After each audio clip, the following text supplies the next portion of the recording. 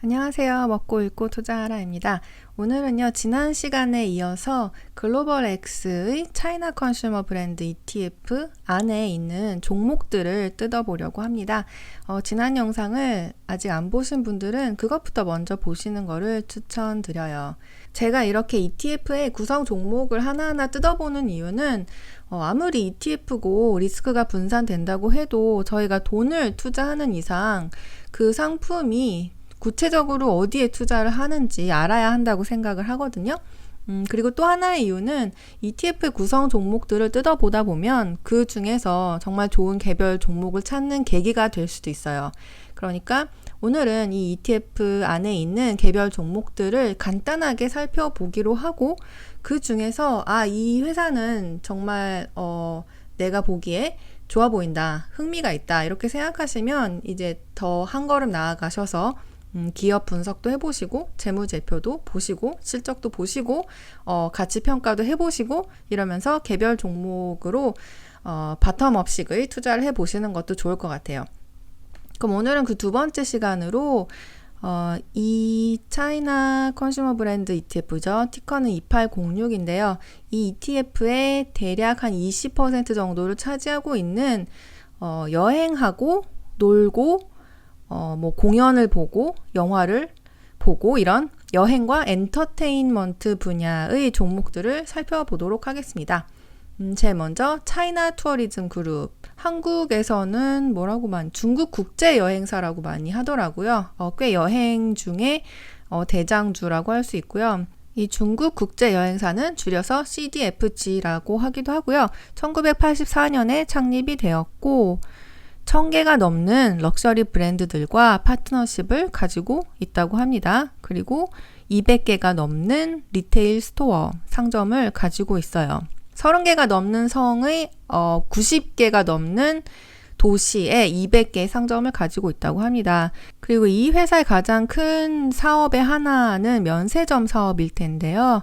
베이징 공항, 상하이 공항, 광저우 공항, 항저우 공항, 또 홍콩이나 마카오 공항 등의 국제 공항에서 면세점 사업을 하고 있다라고 하고 있습니다.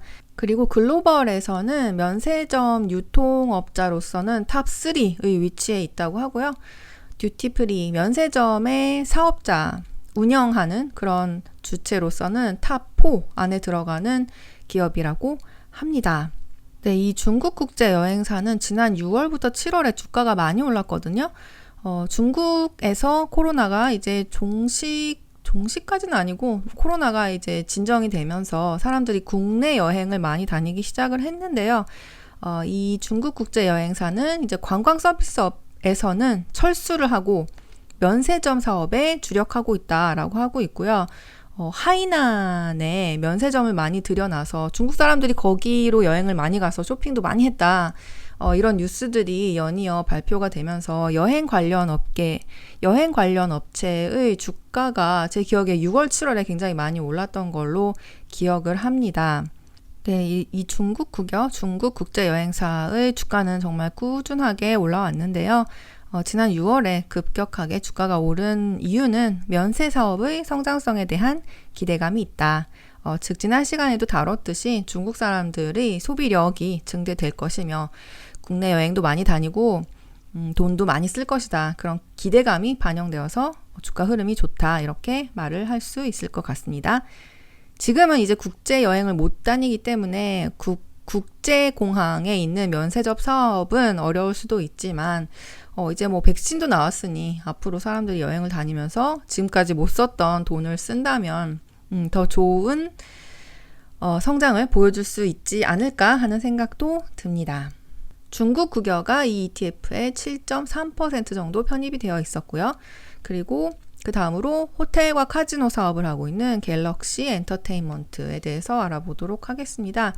이 갤럭시 엔터테인먼트는 이렇게 생긴 마카오에 있는 갤럭시라는 카지노와 호텔이 그러니까 보통 마카오의 카지노에 가보면 여기 1층이 카지노고 그 위는 이제 호텔인 그런 구조가 많죠. 이렇게 생긴 갤럭시 마카오라는 곳을 운영하고 있고요. 스타월드 호텔이라는 데도 가지고 있다고 해요. 그리고 브로드웨이 마카오라는 이렇게 생긴 건물을 가지고 있는 그런 그룹입니다. 마카오 얘기를 잠시 하면요. 마카오에 여행을 가신다고 하면 홍콩에서 주로 많이 방문을 할 거라고 생각을 하거든요. 그럼 홍콩에서 간다면 페리가 한 이쪽으로 이렇게 들어가요. 페리가 여기로 들어가면 보통 이 섬이 두 개가 이렇게 이어진 구조로 되어 있어요. 마카오는 요 섬이랑 요 섬이 도로로 이렇게 연결이 되어 있거든요. 그러니까 보통 마카오에 관광을 한다 그러면 한 10년 전쯤에는 요 윗부분만 쭉 돌아보고 그리고 뭐 여기서 여기 세나도 광장 이런 데 가서 사진 좀 찍고 계란 타르트 좀 먹고 여기 윈 마카오 이런 데 가가지고 도박하고 그리고 돌아오는 식의 여행을 많이 했거든요. 근데 최근에 요 아래쪽 섬 타이파라고 하는데요. 이 부분이 개발이 굉장히 많이 됐어요. 제 기억에 한 4년쯤에 제가 마카오 갔을 때 여기 갔더니 진짜 제가 깜짝 놀랐던 게 제가 옛날에 라스베가스에 한번 놀러 간 적이 있었거든요. 그러니까 라스베가스랑 똑같이 생긴 건물들이 여기 막 들어서 있는 거예요. 그래서 라스베가스에서 성공했던 호텔 체인들이 여기 마카오에 이 아래쪽 섬 타이파에도 똑같은 건물을 지어서 관광객들의 돈을 이제 쭉 빨아들이려는 그런 시도를 하고 있구나 그런 생각이 들었어요. 그래서 요새는 마카오에 여행을 가도 요 위쪽 섬보다 아래쪽 섬을 더 많이 가는 것 같아요. 그러니까 여기 타이파라고 하는 굉장히 옛날 분위기 물씬 풍기는 동네도 있고 무엇보다 여기 호텔이랑 카지노들이 엄청 많이 들어섰기 때문에 요새는 이 마카오의 아래쪽 부분으로 여행을 더 많이 하는 것 같고요. 그 중에 대표적인 호텔 중에 하나가 바로 이 갤럭시 호텔입니다. 보시면 이렇게 생긴 갤럭시 호텔의 1층에서 카지노에서 놀다가 이제 지치면은 위에 올라가서 쉬기도 하고 그런 느낌이에요. 네, 갤럭시 엔터테인먼트가 5% 편입되어 있고요. 또 멜코 리조트 앤 엔터테인먼트라는 회사가 있는데요. 그 회사도 뭐 거의 비슷해요. 마카오에서 카지노를 가지고 있고 그러니까 이렇게 생긴 스튜디오 시티라는 큰 카지노 겸 호텔이 여기 있어요. 여기 다 똑같이 거기서 거기에요. 다. 여기 스튜디오 시티 마카오라는 게 섬에 이렇게 메인 스트리트가 있고 여기 웬만한 그 라스베가스에서 성공한 호텔들은 여기 다 들어왔어요. 베네시안 그리고 포시즌즈도 여기 있고 그리고 여기 파리지안이라는 거는 제가 놀러 갔을 때 그 에펠탑을 굉장히 열심히 짓고 있었거든요.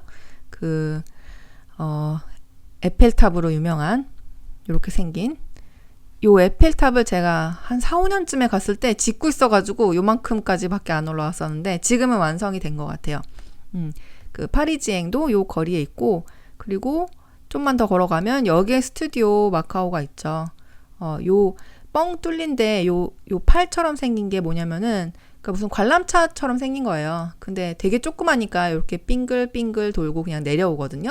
저도 한번 타봤는데 뭐 그렇게 엄청나진 않았고 그리고 제가 갔을 때는 이 마카오 지역이 대부분 막 건물 올리고 뚝딱뚝딱 막 개발하고 있었기 때문에 그 경치도 뭐 그다지 좋은 편은 아니었어요. 근데 지금 가면 또 어떨지 모르겠네요. 네, 그리고 네 번째로 송청 퍼포먼스 디벨롭먼트라는 회사가 있는데요. 여긴 저도 잘 몰랐던 회사이지만 참 재미가 있다는 생각이 들었습니다. 이렇게 공연 예술 같은 거를 하고 그리고 퍼포먼스 파크 그러니까 전용 공연장이 있다고 해요.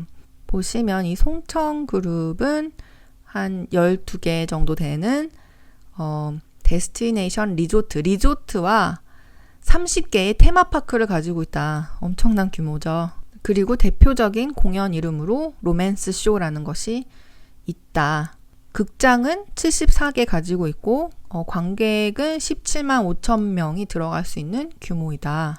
이 17만 5천이라는 좌석수는 런던의 웨스트엔드랑 US 브로드웨이를 합친 것보다 더 큰 규모이다. 진짜 엄청나네요. 중국 사람들이 이제 여유가 생기고 이런 문화 생활에 돈을 쓰기 시작하면서 이런 미국이나 영국 같은 경우에는 이런 성공 예들이 많이 있죠. 브로드웨이에서도 크게 히트한 뮤지컬 같은 것들이 많았고 얼마 전에 또 파산하긴 했지만 그 서클 기억이 안 나. 서클 드 솔레일이라는 회사도 있었죠. 여기도 돈을 엄청 많이 벌어서 굉장히 흥했다가 이번 코로나 사태를 맞이해서 재무 관리를 잘 못해서 파산했다. 저는 이런 뉴스를 들어본 것 같아요. 아무튼 이야기가 샜는데 가지고 있는 테마 호텔 같은 걸 보시면 산장이 있다고 해서 보면 이렇게 생긴 산장 호텔 이런 거 되게 뭐랄까 그 일본의 미스테리 소설 같은 데 나올 만한 그런 느낌이죠. 네, 이런 중국적인 느낌을 가졌는데 이제 약간 뭐 호주의 서커스 같기도 하고, 제가 북경에 여행을 갔을 때 벌써 10년 전인데 그때 무슨 이렇게까지 화려한 느낌은 아니었어요. 근데 어떤 서커스 비슷한 느낌의 공연을 본 적이 있었거든요. 근데 그거는 과거에는 이제 어떤 지역적인 로컬 퍼포먼스라고 한다면 이제 조직적으로 이렇게 큰 사업이 되었다 이렇게 말할 수 있을 것 같아요. 중국을 방문하는 사람들이라면 꼭 보아야 할 그런 공연 예술이 될 수도 있겠고, 어쩌면 이 프랜차이즈가 세계로 뻗어나갈 수도 있겠죠. 영상을 좀 보시면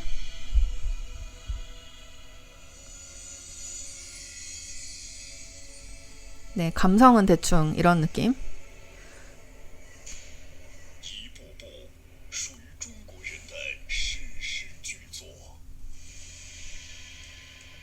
아, 맞다. 무슨 물 위에서 공연하기도 하고 그런다는 얘기를 제가 전에 들어본 적이 있어요. 네, 송천그룹에 대한 이야기였습니다. 송천그룹은요, 2.2% 편입이 되어 있어요. 그리고 다음으로 베이징 인라이트 미디어라는 회사가 있습니다. 네, 베이징 인라이트 미디어의 홈페이지, 그러니까 회사 소개 홈페이지 말고 그 미디어 자신들이 제작하고 있는 영화라든지 유통하고 있는 콘텐츠를 소개하는 홈페이지를 가보면 이런 것들을 보실 수 있는데요. 중국 드라마라든지 영화 같은 거 좋아하시는 분들 많잖아요. 그런 분들은 이런 데 투자를 해보셔도 좋지 않을까 하는 생각이 드네요. 근데 저는 잘 모르겠어요. 한때 제가 중국어를 공부하기 때문에 중국 컨텐츠를 많이 봐서 중국어 실력을 늘려야겠다 이렇게 생각한 적도 있긴 있었는데 보다 보면 제 취향은 아닌 것 같아요. 너무 그 한국의 컨텐츠에 안 좋은 점만 배워가지고 더 재미없게 만들었다고 해야 되나? 이렇게 말하면 너무 심한가? 근데 저는 중국 컨텐츠는 좀 와닿지가 않더라고요. 네, 근데 이런 컨텐츠를 만들고 유통을 하는 회사입니다. 이건 뭐야? 유독화가 나오네? 네, 뭐 이런 영화도 있고요. 이런 거 좋아하시는 분들은, 그러니까 이런 컨텐츠를 덕질을 한다면 이런 회사에 투자를 하는 것도 재밌지 않아요? 자기의 돈이 흘러가는 곳에 투자를 해서 수익을 올리는 거, 그것도 참 재밌는 거거든요. 그리고 그 다음으로는 차이나 리터레처, 영어로는 차이나 리터러처라고 하는데요. 중국어로는 외원그룹이라고 합니다. 이 회사는 웹소설 플랫폼이고요. 여기 팩트시트를 보시면 어떤 회사인지 알 수 있을 거라고 생각을 하는데요. 중국 사람들은 웹소설을 참 많이 읽는다고 해요. 그리고 웹소설이 흥행을 해서 그게 영화화 되는 경우도 굉장히 많고요. 그래서 이 플랫폼은 뭐를 하고 있냐? 컨텐트 라이센싱, 이렇게 웹소설 작가들이 쓴 컨텐츠들을 확보해서 자기 플랫폼 안에서 제공을 하고 독자들에게 제공을 한 다음에 그거를 이제 흥행에 성공한 컨텐츠 같은 경우에는 영화화 아니면 뭐 미디어화 해서 배급하는 데까지 이렇게 다 하고 있는 회사이고요. 여기 외원그룹이 가지고 있는 독자적인 플랫폼들이 이런 게 있어요. 이런 게 있고 MAU, 그러니까 월간 액티브 유저 수가 134밀리언이니까 한 1억 3천만 명 정도 되는 거죠. 그러니까 거기다가 여기 텐센트의 지분이 들어가 있거든요. 외원그룹에 텐센트가 투자를 많이 했어요. 그래서 텐센트 계열과 연계를 하면서 뭐 텐센트 비디오라든지 모바일, QQ, 뭐 웨이신 리딩 이런 플랫폼의 외원그룹이 자신의 채널을 가지고 컨텐츠를 공급을 하고 있다. 여기까지 합치면 이제 MAU가 2억 3천만 정도 나온다라는 얘기고요. 그 외에도 뭐 징둥 리딩, 샤오미 두어칸 뭐 이런 서드 파티 파트너들에게도 컨텐츠를 공급하고 있고, 이외에 영화라든지 TV, 엔터테인먼트 사업에도 진출을 하고 있다. 이런 이야기입니다. 네, 그리고 SJM 홀딩스, 아까도 다뤘듯이 마카오의 카지노예요. 이렇게 생긴 SJM 홀딩스. 그러니까 제가 아까 마카오의 지도를 보여드리면서 주로 이쪽이 새로 생긴 카지노들, 호텔들이 많고, 이쪽은 약간 기존에 관광을 할 때 관광 코스가 주로 이쪽이었다면 요새 관광하면 이쪽에 많이 간다, 그런 이야기를 해드렸잖아요. 근데 이 SJM이라는 회사가 가지고 있는 카지노 이름은 리스보아예요. 그러니까 리스보아는 정말 한 10년쯤 전에 마카오를 여행한다, 그러면 여기 반드시 갔죠. 왜냐하면 이 섬에서 제일 큰 카지노였으니까. 네, 예전에는 이제 마카오에 카지노에 놀러 간다 그러면 여기 호텔 리스보아에 많이 갔었어요. 그리고 여기가 장사가 너무 잘 되니까 그 뒤에 무슨 파인애플처럼 생긴 거, 이렇게 생긴 것도 하나 더 지었거든요. 그래서 여기 아니면은 여기를 되게 많이 갔었는데, 근데 최근에는 잘 모르겠어요. 최근에는 그 타이파 섬 아래쪽 섬으로 더 많이 가는 것 같은 생각이 들기도 하네요. 그리고 마지막으로 완다필름 홀딩스라는 영화 회사가 0.63% 편입이 되어 있는데요. 이 완다필름은 영화 사업도 하고 있긴 하지만 영화관 사업도 하고 있죠. 네, 회사 설명을 보시면 세계 각지에 진출되어 있다. 영화관을 많이 가지고 있고 스크린은 16,000개 정도 있다. 네, 한국어로 말하면 무슨 뭐 메가박스라든지 CJ 같은 느낌이라고 보시면 될 것 같아요. 영화관을 가지고 있고 그 안에서 이렇게 분위기만 봐도 대충 어떤 느낌인지 아시겠죠? 뭐라 그러죠? 이런 거 멀티플렉스를 세계 중국을 비롯해서 세계 각지에 수백 개의 멀티플렉스를 가지고 있고 10,000개가 넘는 스크린을 가지고 있다. 완다필름 역시 제 생각에는 아마 코로나 때는 굉장히 힘들었을 거예요. 이제 백신이 나오고 사람들이 나가서 놀기 시작하면은 좀 상황이 나아지지 않을까요? 주가 흐름도 좀 살펴보고 갈까요? 완다필름 올해 들어서 아주 너를 띄고 있네요. 장기적으로 보면 왜 이래? 왜 이러죠? 중국에서 영화 산업이 잘 되고 있다고 생각했는데 별로 주가 흐름 좋지 않네요. 이게 왜 그런지는 좀 시간을 들여서 알아봐야 될 것 같습니다. 네, 이렇게 놀고 여행하고 뭐 카지노에서 놀고 이런 회사들을 오늘 살펴봤는데요. 이렇게 홈페이지만 봐도 빨리 백신이 나와서 마음껏 여행 다닐 수 있고 놀러 다닐 수 있는 날이 빨리 왔으면 좋겠네요. 저는 그렇게 여행을 많이 하는 걸 좋아하진 않지만 그래도 가까운 마카오 같은 데는 빨리 갈 수 있으면 좋겠어요.